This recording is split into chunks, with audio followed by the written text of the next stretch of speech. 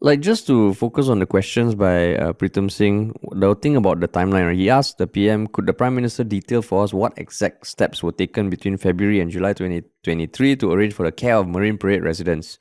And went on to say if that's the crux and why was he not asked to step down as Speaker and remain a Marine Parade MP? And the response from PM Lee was, Marine Parade was a consideration, but all things considered, I should have moved earlier. But the important thing is we move and we brought it out and we are open about it. Yeah. And it was those sort of answers that kept happening. And then it reached a point where it felt like, what the hell is going on? And it felt like, okay, there's merit to debate these things, but it just felt after an hour that it had a very, I don't know, I found it difficult to watch, man. I was sitting in my seat, I'm like, oh my God, what? I don't know whether it was just like, I cannot imagine being in the hot seat like that, or partly like, why are we debating all this when there are so many other issues to get through? Yeah. Right. But I mean, the fact that those questions were not answered also causes problems. Yeah, it's very true. I think the Chuan-Jin issues, I mean, a lot of it is, you can say that we've already gone past those issues because he stepped down and all that, right? But I think a lot of the questions were about the procedure, like how was he allowed to, stay as the speaker in spite of the knowledge that this was happening?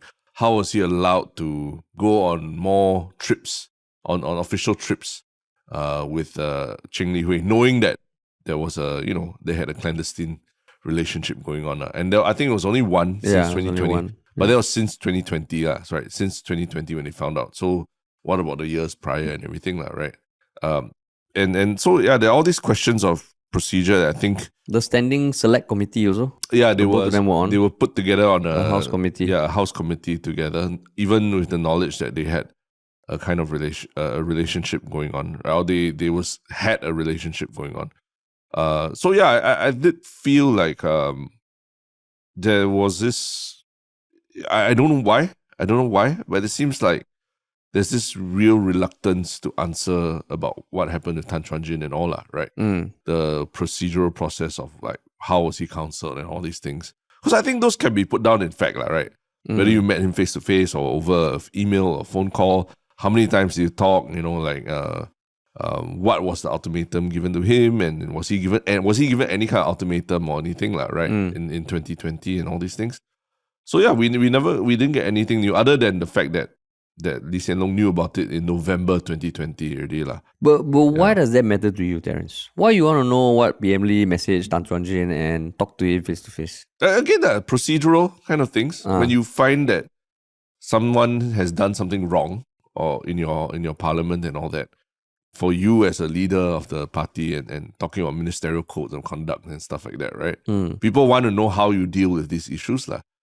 Same thing with Iswaran, right? I think I think a lot of people are drilling down the timeline of who knows what, when, and when it was released, because they want to know at what point, when the person in power knows of something going on, and when do they decide that it's the right time to communicate it to public or to take action on it. Or use words like assisting in investigations versus being arrested. Yeah, correct, exactly. So you can't keep saying that, we deal with things very decisively and all that, but then at the same time you're like, I regret that I didn't, I should have done it sooner and all that, Yeah. It's incongruent with each other, these two opinions.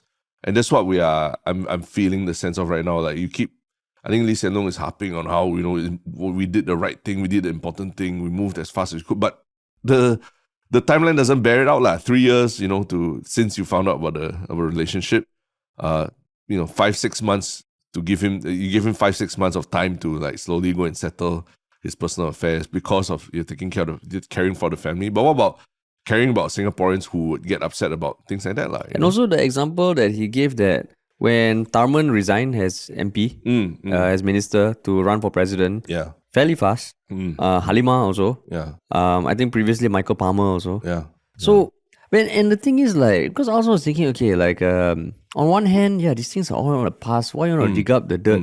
But then the biggest consequence for that, for me, is people will start talking. Yeah.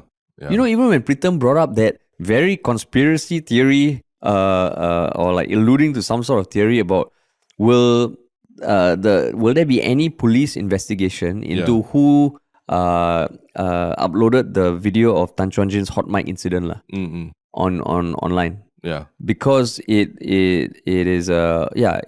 felt like the time was a bit too convenient. And Indrani responded saying that, if it's just increasing the volume of a video, then a lot of people would be guilty of it. So that's not a crime. Yeah. But it puts that idea in people's heads. Right? Exactly, yeah. Like if you think about it, of course, conspiracy theory only, it does feel when you look at it in totality like, hey, why did this come up 3 months later? And then all these scandals happened shortly after. And then Tan Chuan-Jin needed to resign for some reason. And you look at his apology, which was by and large mainly focused on the hot mic thing. Yeah.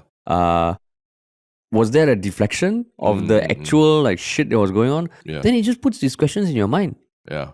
Right. And even the thing about when PM Lee said that Iswaran right now is getting a docked pay of 8,500 a month, right? Like, okay, so when I listen to the logic, I actually agree with the fact that he needs to receive something because he has not been proven guilty yet. But given everything else and the lack of transparency and the brushing off of the questions, it makes me think like, should he get paid?